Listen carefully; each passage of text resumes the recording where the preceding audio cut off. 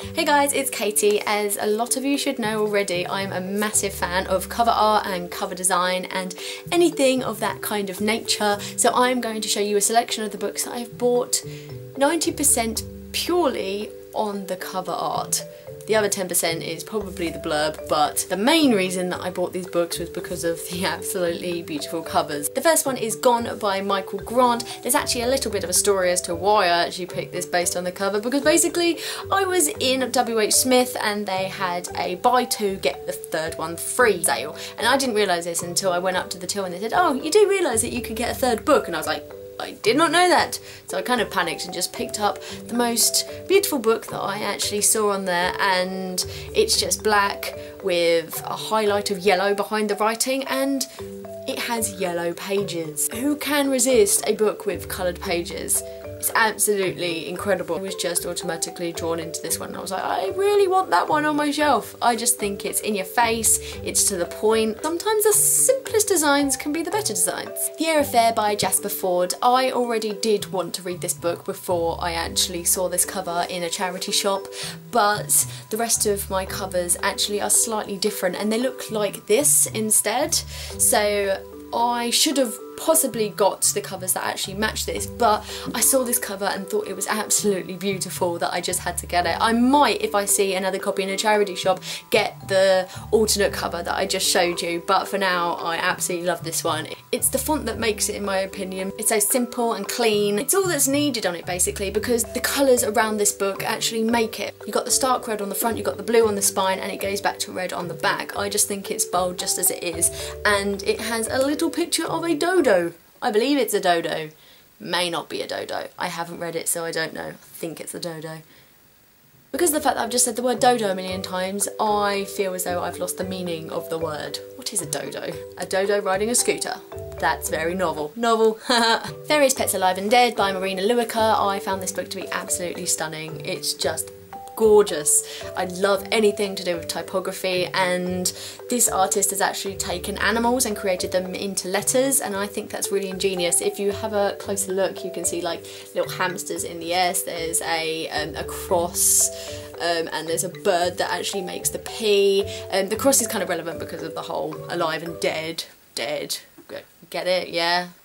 Do I even need to explain myself, really? I think this is really clever, and the colour scheme around it is actually really different as well, because I haven't actually seen that many covers with these kind of colours. You've got like the turquoise, the oranges, the yellows, the black, with a little tiny bit of red in it, and I just think that they just go together so well. There's also another cover, A Short History of Tractors in the Ukrainian. I've got a different cover myself, but it's all the letters are in pictures of like screwdrivers and wrenches and things to do with tractors and mechanics and things like that, and I just think it's really clever how you can actually intertwine the book and what the book's about with the cover and the typography. I just think that's really intriguing and really clever. The End of Mr. Y by Scarlett Thomas. This is beautiful.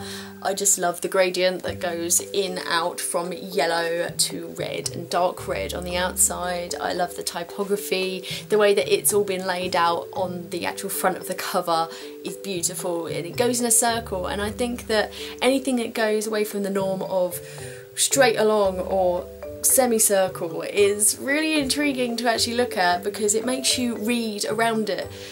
When you see things straight on, you just kind of glimpse at it and you know what it says, but with something like this you don't actually know what it says first of all, and I think that's also to do with the actual font that is on it as well, because it's quite cursive and flowy, and I just absolutely love it. I'm not quite sure whether you can see it, you can probably see it in the light, but it's also highlighted with gold as well, like in little aspects, and I think that brings a little something different to it. And like Gone, it has black pages instead.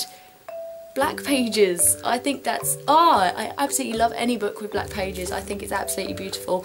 Although my dad actually came across one of my books with black pages and he's like, oh, your book over there is a bit, it's kind of dirty because it's got black edges. I was like, no dad, that's actually the way it's supposed to look, and I think it looks really good. But he thought it looked burnt.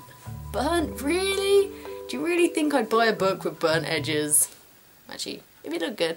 No, I wouldn't buy a book with burnt edges. The Book of Lost Things by John Connolly. I seem to be going for a lot of red books. This is just a stark red with black detailing, white text, and it's actually got some silver highlights. Like the end of Mr. White had the gold ones, this one's got silver, and I think it works just as well. Again, I'm not quite sure if you can see it. It's mainly on the John Connolly, you can see it shining, and the little figure there. But I thought that the intricacy of the patterns that work in and around the actual title of the book were absolutely stunning, and it's just one of those books that you need to look into more to actually see everything that's going on in it, because you've got little leaves and there's like a little kind of elf up here as well and a lantern, and it's just kind of one of those books that you have to really look into properly to actually fully appreciate it.